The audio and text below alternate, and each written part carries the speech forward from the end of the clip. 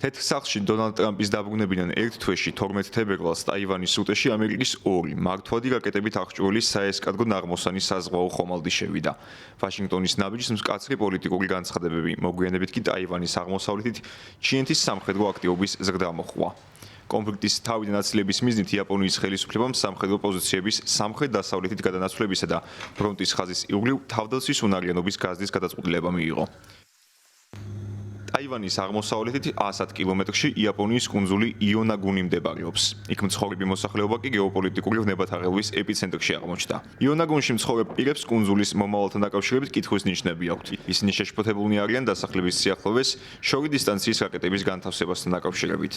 მათ შორის არიან ისინიც, ვინც თავდაპირველად იაპონიის ხელისუფლების ამ გადაწყვეტილებას სრულად ემხრობოდა. ადგილობრივები აცხადებენ, რომ აქამდე მაღალჩინოსნებისა და მოქალაქეების სურვილი იყო ტაივანთან სავაჭრო თანამშრომლობის გაღრმავებით გაემჯობესებინათ კუნძულის ეკონომიკა. თუმცა ეს სურვილი სრულად დარჩა მას შემდეგ, რაც იაპონიის სამხედრო ძალების განთავსება სახელმწიფო სუბსიდიებისა და დაცვის მიღების უფრო მარტივი ალტერნატივა გახდა. მოვლენები ძალიან სწრაფად იცვლება, რასაც აქამდე ყველა ეთანხმებოდა, ახლა ზღვარ გადასულია. სიტუაცია იცვლება სახელწოდებით ტაივანის საგანგებო მდგომარეობა. არ მინდა იფიქრონ, რომ ამ საოცარი კუნძულის ბრძოლის ველად გამოყენება შეუძლიათ. მიუხედავად კუნძულის ფართობისა, მას უდიდესი პოტენციალი აქვს. ყველაზე მეტად მე მჯერა, რომ ეს კუნძული არასდროს არ უნდა იქცეს ბრძოლის ველად. კუნძულის მილიტარიზაცია განსაკუთრებით შესამჩნევია იმ ფონზე, როცა მისი 1500 კაციანი მოსახლეობა მცირდება. ჯარის განთავსების მომხრეები აცხადებენ, რომ ეს საჭიროა კუნძულის უსაფრთხოებისა და ეკონომიკის გაძლიერებისთვის. ამ მოსაზრების მოწინააღმდეგეები კი მიიჩნევენ, რომ სამხედროების ზრდამ შესაძლოა სერიოზული გავლენა მოახდინოს დასახლების ეკოსისტემაზე.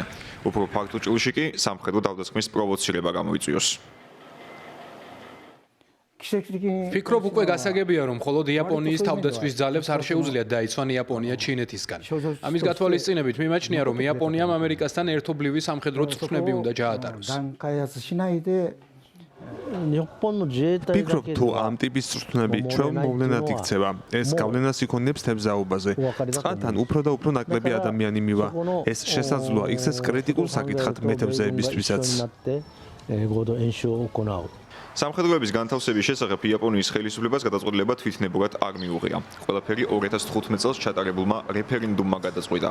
ეს კი ნიშნავდა, რომ კუნძულის ბედს უფრო ფართოდ ცენტრალური ხელისუფლების უსაფრთხოების პოლიტიკა განსაზღვრავდა. თუმცა 10 წლის შემდეგ ვითარება რადიკალურად შეიცვალა და იონაგუნის მცირე მოსახლეობის აზრი ორად გაიყო.